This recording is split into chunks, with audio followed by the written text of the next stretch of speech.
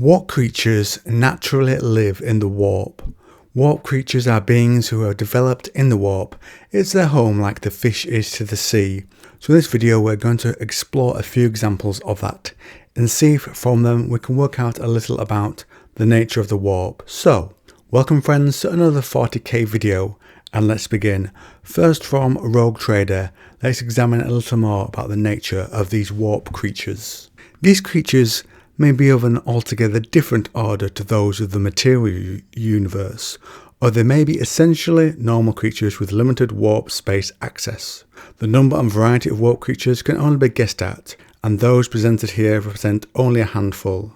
Many of the creatures described prey upon or exploit psychic humans in some way, in particular an unprotected human psyker. Human psykers whose uncontrolled psychic emanations act like a beacon in warp space. Some human psykers are strong enough to control these powers, therefore they do not count as unprotected. The first one we're going to cover are the enslavers. The origin of these creatures known to humanity only as enslavers is a complete mystery. Their ability to transcend normal space enables them to move easily throughout the galaxy and perhaps beyond. They have physical bodies, although unlike any other known life form. Enslavers are basically spheroid or barrel-shaped, approximately 2 meters tall with tough leathery skin. At the very top of their bodies is a single large sensory organ, sometimes called an eye, although its exact function can only be guessed at. Around the top of the creature's body is a cluster of tentacles.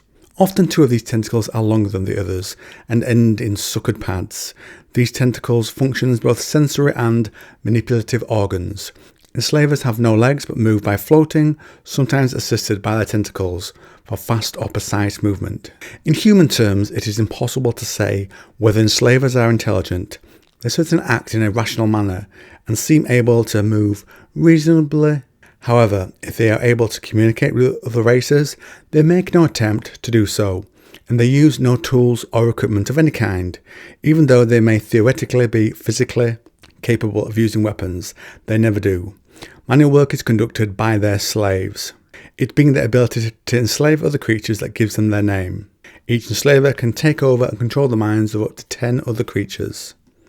Enslavers travel through warp space by utilizing the psychic vibrations of others.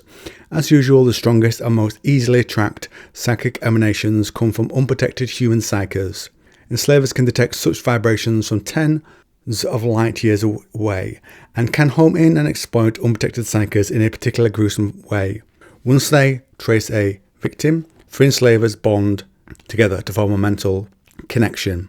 The victim may be unaware of this at first, but gradual changes are forced upon their body, their chemistry.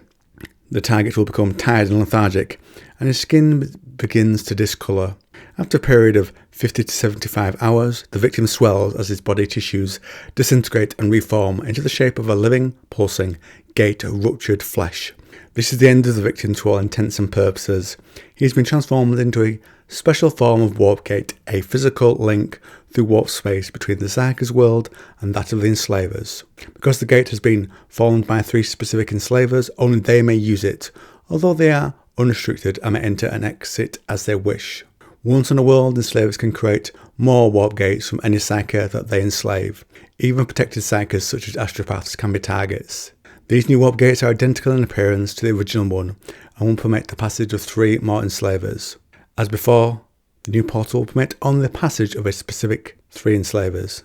So they hunt moving through the warp over a great distance in warp terms, but perhaps that doesn't translate to a long journey due to the nature of the warp and distance. After all, Imperium ships use it as a way to cover the galaxy quicker, and they can sense a psyker over a distance like a hound with a scent, and it's said several times only enslavers can go through the gates they make, hinting at some unique feature of the gates they make. Perhaps it's a specific type of one. Their nature also means they must have defenses against the soul energy of the warp. Perhaps their psychic nature allows them to hold their form together within that place. Next up, we're going to cover the Psyker 9. This creature resembles a huge, spindly wasp. It is not intelligent and is a voracious hunter and killer. It is also possessed of a unique, sickening reproductive habit. Like many other warp creatures, the Psyker 9 is sensitive to psychic emanations. Although capable of responding to any such emanations, the most attractive and powerful come from the unprotected human psyche. Female creatures of this type use these emanations to materialize a clutch of eggs directly into the mind of their victims. The normal range of this ability is only 100 meters, but is increased to 10 light years in the case of unprotected human psyches. Each egg is tiny, and no initial discomfort is felt by the psyche, but as the eggs grow into larvae, they begin to feed upon the psyche's brain. So rapid is their growth from that point, the victim may suffer no more than a mild headache in the morning, yet by evening he will be dead, his skull writhing with plump maggots. Insanity, agony, and death follow in rapid succession. Within hours, the grubs will have picked the carcass clean and will seek a safe, dark refuge in which to pupate. By the following day, they are ready to emerge as adults. Psychonine are carnivorous winged predators. Once in adult form, they are relatively easy to destroy, having no compulsion to hide. However, they are still dangerous because they are capable of breeding more of their kind within the minds of nearby unprotected psyches. Over short distances, all psyches are vulnerable, whether unprotected or not. So they seem to lay eggs in these psyches from the warp, perhaps through the aperture that a psychomind uses to link to the warp, so that they may command the warp's energies.